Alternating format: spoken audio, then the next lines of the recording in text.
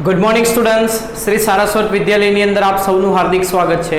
હું છું કુલદીપ ટંડેલ અને આપણે ફિઝિક્સ સબ્જેક્ટનો અભ્યાસ કરી રહ્યા છીએ. તો હવે આપણે ચેપ્ટર નંબર 6 તરફ આગળ વધીએ. ચેપ્ટર 6 ને શરૂ કરીએ અને એનું નામ છે વિદ્યુત ચુંબકીય પ્રેરણ. તો પહેલાં સમજીએ કે વિદ્યુત ચુંબકીય પ્રેરણ શું છે. ચેપ્ટર નંબર 6 જે ખરું આપણું એ શું છે, એનું નામ શું છે? વિદ્યુત. ચેપ્ટર 6 નું નામ છે વિદ્યુત ચુંબકીય પ્રેરણ.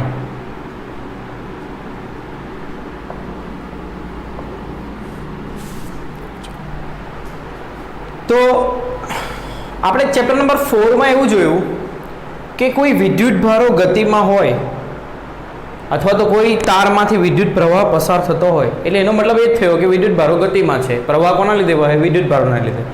તો તેની આસપાસ ચુંબકીય ક્ષેત્ર ઉત્પન્ન થાય છે, એવું આપણે જોયું. તો શું એવું થઈ શકે કે ચુંબકીય ક્ષેત્રના કારણે વિદ્યુત ઉત્પન્ન થાય? ચુંબકીય ક્ષેત્રના કારણે શું ઉત્પન્ન થાય? વિદ્યુત ઉત્પન્ન થાય. તો હા, એવું શક્ય છે. ફેરેડે અને હેનરી નામના વૈજ્ઞાનિકોએ આ વસ્તુને શોધી બતાવ્યું કે બદલાતું જતું ચુંબકીય ક્ષેત્રના લીધે તમે વિદ્યુત પ્રવાહ ઉત્પન્ન કરી શકો. તેને શું કહેવાય? વિદ્યુત ચુંબકીય પ્રેરણ. તો આ ચેપ્ટર એના ઉપર છે કે બદલાતા જતા ચુંબકીય ક્ષેત્રની મદદથી આપણે ગુજરાતની અંદર શું ઉત્પન્ન કરશું? પ્રવાહ ઉત્પન્ન કરશું, જેને આપણે શું કહેશું? વિદ્યુત ચુંબકીય પ્રેરણ. તો એમના જે પ્રયોગો હતા એ પ્રયોગો સમજીએ અને એના પરથી સમજીએ કે એ જે વિદ્યુત પ્રવાહ ઉત્પન્ન થશે એ કેવી રીતે થશે, ક્યારે થશે, કઈ કન્ડિશનમાં, એ જોઈએ. તો ફેરેડે અને હેનરીના પ્રયોગો જોઈએ. ફેરેડે અને હેનરીના પ્રયોગો. એમના પ્રયોગો શું હતા? તો પ્રયોગ નંબર 1 ખાલી સમજવા પડતું જોઈએ, યાદ નથી રાખવાનું એને કંઈ થિયરી તરીકે. તો એક ગૂંચળું લેવામાં આવ્યું, તેની સાથે એક ગેલ્વેનોમીટર જોડવામાં આવ્યું. ગેલ્વેનોમીટર શું કરે? આ પરિપથમાંથી પ્રવાહ વહે કે નહીં તે માપે. હવે અહીંયા એક ગજ્યો ચુંબક રાખ્યો, એની ચુંબકીય ક્ષેત્ર રેખાઓ આ રીતે હશે. જ્યારે ગજ્યો ચુંબક આમ પકડી રાખીએ છીએ ત્યારે આમાં કોઈ ફેરફાર જોવા મળતો નથી. પણ જ્યારે આ ચુંબકને આની નજીક લાવીએ છીએ ત્યારે આમાં કોઈ એક દિશામાં આવર્તન દેખાય. ગેલ્વેનોમીટર આવર્તન બતાવે, એનો મતલબ શું થયું કે આ ગૂંચળાની અંદરથી વિદ્યુત પ્રવાહ પસાર થયો. હવે ઊંધો પ્રયોગ કરવામાં આવે કે એ જ ચુંબકને દૂર લઈ જવામાં આવે, તો પણ એવું જ જોવા મળે કે આમાં આવર્તન થાય. પરંતુ જ્યારે નજીક લઈ આવ્યા ત્યારે જે દિશામાં આવર્તન હતું, જ્યારે આ ચુંબકને દૂર લઈ જઈએ ત્યારે તેની વિરુદ્ધ દિશામાં આવર્તન થાય. એનો મતલબ પ્રવાહ પહેલા જે દિશામાં વહેતો હતો તેની વિરુદ્ધ દિશામાં વહે છે. ઊંધું કરીએ, ચુંબકને અહીં રાખીને આ ગૂંચળુંને આગળ લઈ જઈએ અથવા પાછળ લાવીએ. તો જો આગળ લઈ જઈએ તો કોઈ એક દિશામાં કોણાવર્તન બતાવે, તો ગૂંચળુંને પાછળ લઈ જઈએ ત્યારે તેની વિરુદ્ધ દિશામાં કોણાવર્તન બતાવશે. એટલે એવું બતાવશે કે ત્યારે વિરુદ્ધ દિશામાં, પહેલા કરતા વિરુદ્ધ દિશામાં પ્રવાહ પસાર થાય. એટલે કોણાવર્તન આવ્યું ક્યારે? જ્યારે ચુંબકને આગળ પાછળ કરીએ અથવા તો ગૂંચળાને આગળ પાછળ કરીએ. એટલે સાપેક્ષ ગતિ હશે ત્યારે જ વિદ્યુત પ્રવાહ પ્રેરિત થશે. તો ગૂંચળા અને ચુંબકની સાપેક્ષ ગતિના કારણે આવું થાય, વિદ્યુત પ્રવાહ પ્રેરિત થાય. આ પહેલો પ્રયોગ હતો.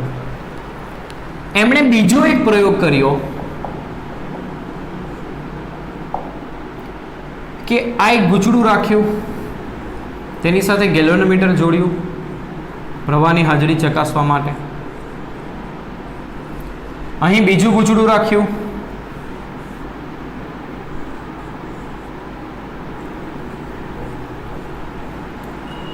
એની સાથે બેટરી જોડી અને કળ બંધ રાખી.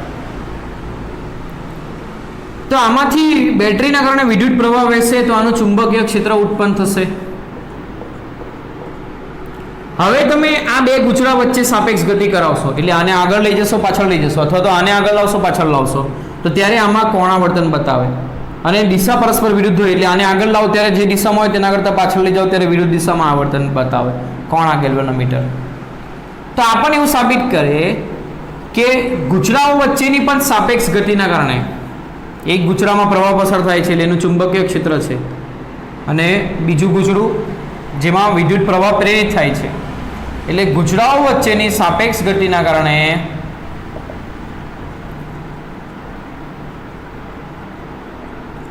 વિદ્યુત પ્રવાહ પ્રેરિત થાય છે એવું સાબિત થયું. ત્રીજો એક પ્રયોગ કરીએ, પ્રયોગ નંબર 3. શું કરીએ એ પ્રયોગની અંદર? તો ત્રીજો પ્રયોગ એવી રીતે કરીએ કે આ ગેલ્વેનોમીટર વાળું ગૂંચળું અહીં જ રાખીએ સ્થિર અને આ બેટરી વાળું ગૂંચળું પણ અહીં જ રાખીએ સ્થિર. હવે બે વચ્ચે આપણે સાપેક્ષ ગતિ કરાવી નથી, કોઈ ગતિ કરતું નથી, પરંતુ અહીં પ્રયોગની અંદર એવું કરવામાં આવ્યું, આ કળને બંધ કરવામાં આવી. કળ બંધ કરશો તો આમાંથી વિદ્યુત પ્રવાહ વહેશે અને આનું ચુંબકીય ક્ષેત્ર ઉત્પન્ન થશે અને પછી કળને ખોલવામાં આવી તો આમાંથી પ્રવાહ બંધ થઈ જશે અને ચુંબકીય ક્ષેત્ર પણ આનું નાબૂદ થઈ જશે. તો એવું જોવા મળ્યું કે જ્યારે કળને બંધ કરી ત્યારે આમાં કોણાવર્તન થયું અને જ્યારે કળને ખોલી નાખી ત્યારે આમાં કોણાવર્તન થયું. જ્યારે કળ બંધ જ હતી એટલે પ્રવાહ આમાં સ્થાયી પ્રવાહ વહેતો હતો ત્યારે કોઈ કોણાવર્તન થયું નહીં. ક્યાં આગળ ગેલ્વેનોમીટરની અંદર એ એવું બતાવે કે જ્યારે પ્રવાહ વહેતો ન હતો ત્યારે અહીં ચુંબકીય ક્ષેત્ર 0 હતું. જ્યારે કળ બંધ કરશો એટલે તરત પ્રવાહ વહેશે એટલે કંઈક ને કંઈક ચુંબકીય ક્ષેત્ર ઉત્પન્ન થશે એટલે ચુંબકીય ક્ષેત્રનો ફેરફાર થયો. એટલે આ જે ચુંબકીય ક્ષેત્ર છે પહેલા ગૂંચળાનું એ બદલાયું ત્યારે આમાં પ્રવાહ ઉત્પન્ન થયો. અથવા તો એવું કહી શકાય કે આ ગૂંચળાની આની સાથે સંકળાયેલી ચુંબકીય ક્ષેત્ર રેખાઓ બદલાઈ ત્યારે આમાં પ્રવાહ ઉત્પન્ન થયો. હવે ધારો કે કળ બંધ છે તો એમાં કંઈક પ્રવાહ વહેતો હશે એટલે ચુંબકીય ક્ષેત્ર અચળ હશે. જ્યારે કળ ખોલી દઈએ ત્યારે અચાનક ચુંબકીય ક્ષેત્ર 0 થાય એટલે ચુંબકીય ક્ષેત્રનો ફેરફાર થયો એટલે આની સાથે સંકળાયેલ ચુંબકીય ક્ષેત્ર રેખાઓ બદલાઈ. તો જ્યારે આની સાથે સંકળાયેલ ચુંબકીય ક્ષેત્ર રેખાઓ બદલાય છે ત્યારે આમાં વિદ્યુત પ્રવાહ પ્રેરિત થાય એવું આ ત્રીજા પ્રયોગ ઉપરથી સાબિત થયું. એટલે કોઈ ગૂંચળા સાથે સંકળાયેલી ચુંબકીય ક્ષેત્ર રેખાઓ બદલાય ત્યારે તેમાં શું પ્રેરિત થાય? વિદ્યુત પ્રવાહ. આ ફેરેડે અને હેનરીના ત્રીજા પ્રયોગ ઉપરથી સાબિત થયું. તો આ જે ચુંબકીય ક્ષેત્ર રેખાઓ કેટલી છે તે ગણવું પડશે તો આપણે આમાં પ્રેરિત થતો વિદ્યુત પ્રવાહ ગણી શકીએ. તો ચુંબકીય ક્ષેત્ર રેખાઓની સંખ્યા એને કહેવાય, કોઈ પણ સમતલમાંથી પસાર થતી ચુંબકીય ક્ષેત્ર રેખાઓની સંખ્યા એને કહેવાય ચુંબકીય ફ્લક્સ. એને શું કહેવાય? ચુંબકીય ફ્લક્સ.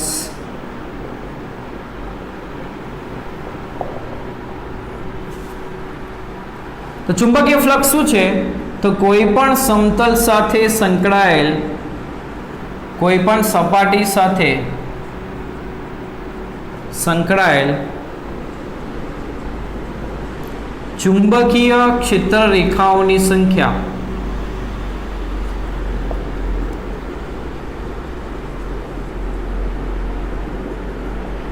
તે સમતલ સાથે સંકળાયેલું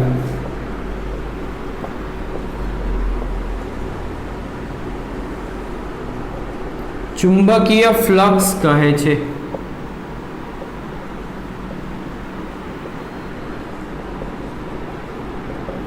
જેને ફાઈ વડે દર્શાવશું અને ચુંબકીય ફ્લક્સ છે એટલે બી લખીશું. તો એ ફ્લક્સ કેવી રીતે શોધીશું?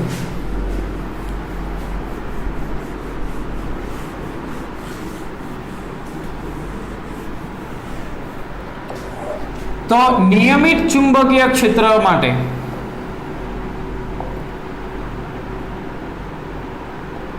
એટલે દરેક જગ્યાએ ચુંબકીય ક્ષેત્ર સમાન હોય અને સમતલ આવું સીધું હોય તો આની સાથે સંકળાયેલું ચુંબકીય ફ્લક્સ કેવી રીતે શોધશું? તો ફ્લક્સ ફાઈ બી બરાબર બી ડોટ એ ઉપરથી શોધીશું, જ્યાં એ આ સમતલનો ક્ષેત્રફળ સદિશ, કોઈ પણ સમતલનો ક્ષેત્રફળ સદિશ હંમેશા તેને લંબ દિશામાં આવેલો હોય, યાદ રાખજો. એટલે એને ડોટ ગુણાકારને તમે આ રીતે પણ લખી શકો, બી એ કોસ થીટા, જ્યાં એ સમતલનું ક્ષેત્રફળ.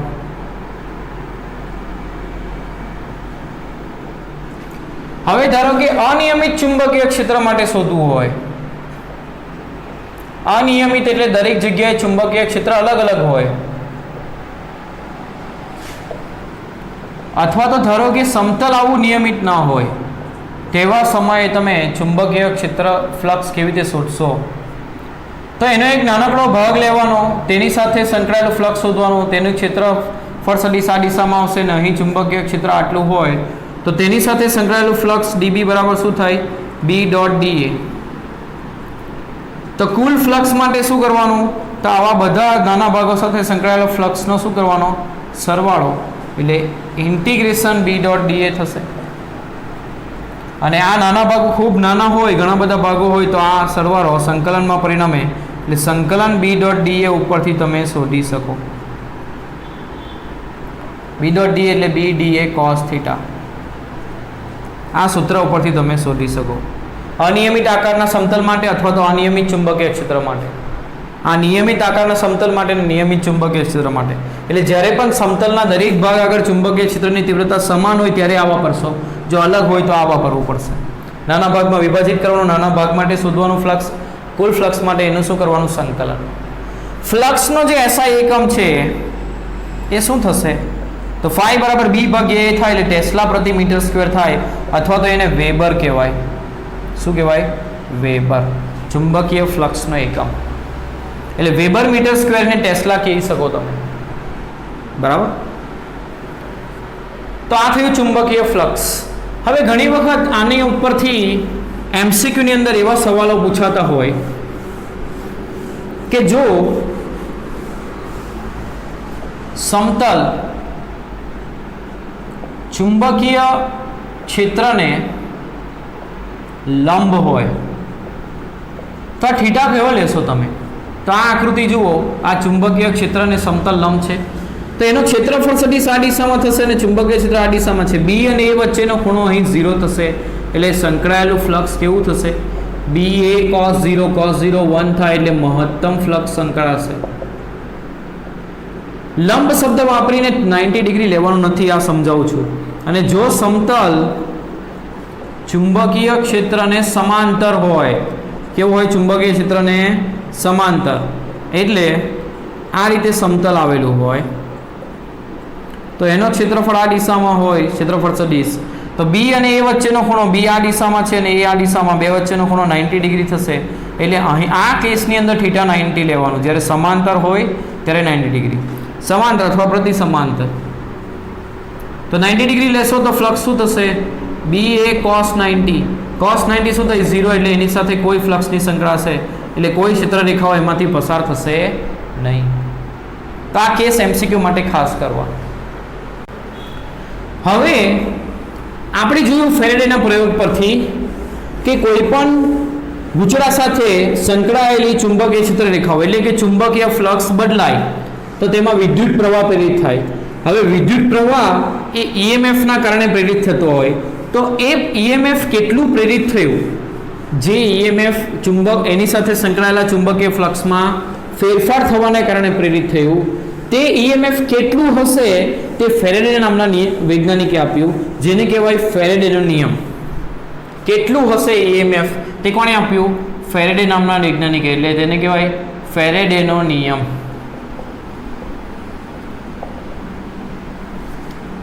તો એ નિયમ શું છે? તો પરિપથમાં પ્રેરિત થતા ઈએમએફનું માન તે પરિપથમાંના ચુંબકીય ફ્લક્સના ફેરફારના સમય દર જેટલું હોય છે.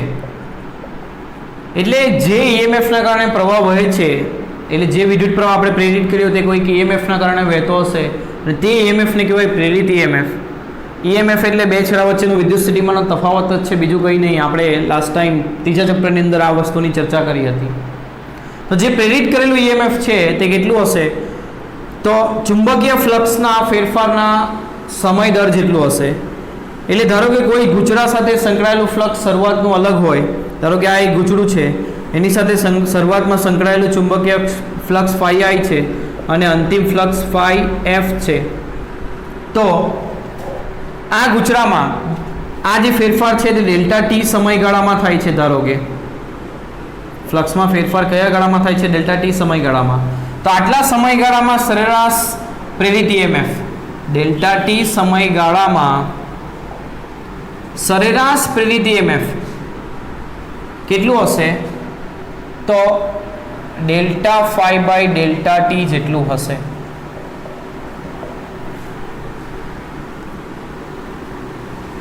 અને અહીં આપણે ઋણ નિશાની મૂકીશું. એ ઋણ નિશાની કેમ છે એ એના પછીના નિયમની અંદર ખબર પડશે. બરાબર? આ જે ઋણ નિશાની છે તે ઈએમએફની દિશા અથવા તો વિદ્યુત પ્રવાહની દિશા બતાવશે. એ કઈ દિશામાં હશે તે આપણે નેક્સ્ટ નિયમની અંદર જોવાના છે.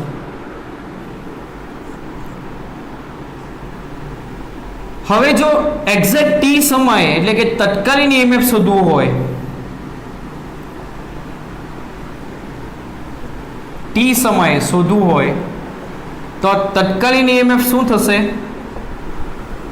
તો આમાં સમયગાળાનું લક્ષ 0 તરફનું લેવું પડશે. તો આ સૂત્ર જે ખરું તે શેમાં ફેરવાઈ જશે? ડી ફાઈ બાય ડીટીમાં. આ છે એક આંટા સાથે સંકળાયેલું ફ્લક્સ. આ જે ફાઈ લખ્યું છે તે એક આંટા સાથે સંકળાયેલું ફ્લક્સ છે. તો n આંટા સાથે સંકળાયેલું ફ્લક્સ શોધવું હોય એટલે જો n આંટા વાળું ગૂંચળું હોય, n આંટા વાળું ગૂંચળું હોય તો આ જે પ્રેરિત થતું ઈએમએફ છે કેટલું લખવાનું? n ગણું, એને n વડે ગુણી દેવાનું. n d phi by d T. જ્યાં ફાઈ શું છે? એક આંટા સાથે સંકળાયેલું ફ્લક્સ. અથવા તો તમે n ફાઈ લખો તો કુલ ફ્લક્સ કહી શકો. તેને આખા ગૂંચળા સાથે સંકળાયેલું ફ્લક્સ તરીકે લખી શકો. અને આ ઈએમએફ છે એટલે એનો એકમ શું આવશે? વોલ્ટ. તો આ થયો ફેરેડેનો નિયમ કે ગૂંચળામાં કેટલું ઈએમએફ પ્રેરિત થશે? તો ગૂંચળા સાથે સંકળાયેલા ફ્લક્સના ફેરફારના સમય દર જેટલું ઈએમએફ એની અંદર પ્રેરિત થશે.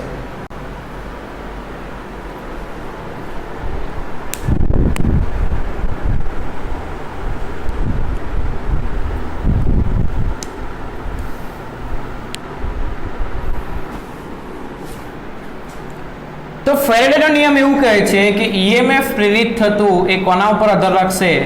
તો ફ્લક્સમાં કેટલો ફેરફાર થાય એના ઉપર આધાર રાખશે. હવે ફ્લક્સમાં ફેરફાર કેવી રીતે કરી શકાય?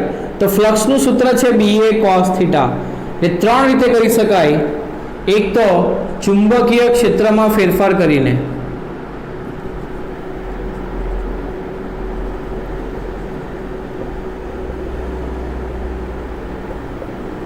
બીજું ગૂંચળાના ક્ષેત્રફળમાં ફેરફાર કરીને,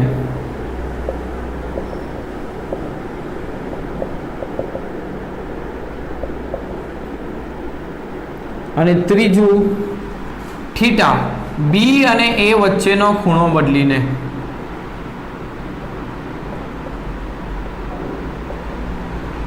તો આ ત્રણેય રીતે કેવી રીતે ઈએમએફ પ્રેરિત થાય છે એ આપણે આ ચેપ્ટરની અંદર અભ્યાસ કરીશું. હવે આગળ ઉદાહરણના દાખલાઓ જોઈએ.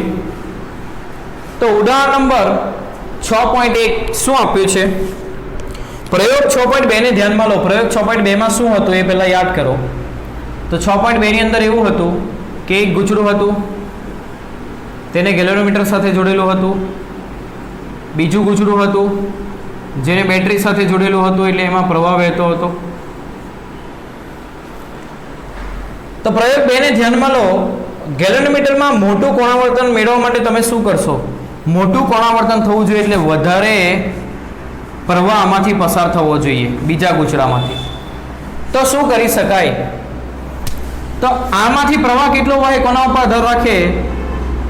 તો એની સાથે સંકળાયેલું ચુંબકીય ફ્લક્સ કેટલું બદલાય એના ઉપર. એટલે તેને બદલવા માટે આની અંદર સંકળાયેલા ચુંબકીય ફ્લક્સના ફેરફાર ઉપર આધાર રાખશે. એટલે ટૂંકા સમયમાં વધારે ફેરફાર કરશો તો એવું થઈ શકે. ટૂંકા સમયમાં એટલે આને ઝડપથી ગતિ કરાવશો તો ઝડપથી આના ચુંબકીય ફ્લક્સમાં ફેરફાર થશે. એટલે પહેલો ઓપ્શન શું આવશે? બીજા ગૂંચળાને ઝડપથી ગતિ કરાવીને, બીજા ગૂંચળાને ઝડપથી ગતિ કરાવીને કરી શકો. બીજું શું કરી શકાય? તો આની સાથે કેટલું ફ્લક્સ સંકળાશે એ કોના પર આધાર રાખશે? તો આનું ફ્લક્સ ફાઈ બરાબર શું લખશું આપણે? BA cos θ.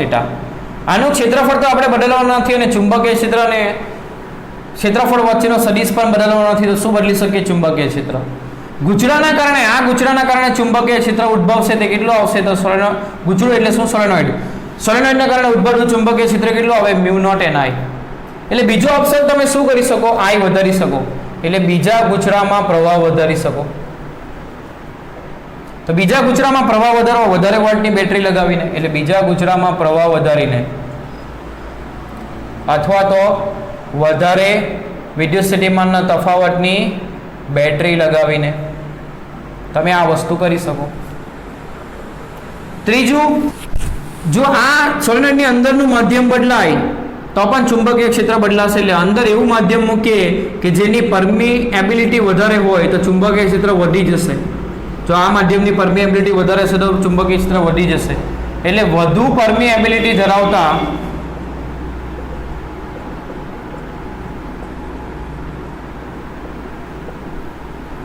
પદાર્થને ગૂંચળામાં મૂકીને, એટલે આ ત્રણ વસ્તુ કરીને તમે એમાં પ્રેરિત થતું EMF વધારી શકો. બીજો સવાલ શું પૂછેલો છે? ગેલ્વેનોમીટરની ગેરહાજરીમાં તમે પ્રેરિત વિદ્યુત પ્રવાહની હાજરીને કેવી રીતે દર્શાવશો? આમાં ગેલ્વેનોમીટર નથી તો પ્રવાહ છે એવું કેવી રીતે ખબર પડશે? તો સિમ્પલ, આમાં પ્રવાહ વ્યવહારના કારણે બલ્બ ચાલુ થાય એના માટે એક બલ્બ જોડી દો. તો જ્યારે પ્રવાહ વહેશે ત્યારે આ બલ્બ ચાલુ થશે. એટલે આ જવાબ શું આવશે? ગેલ્વેનોમીટરના સ્થાને બલ્બ જોડીને.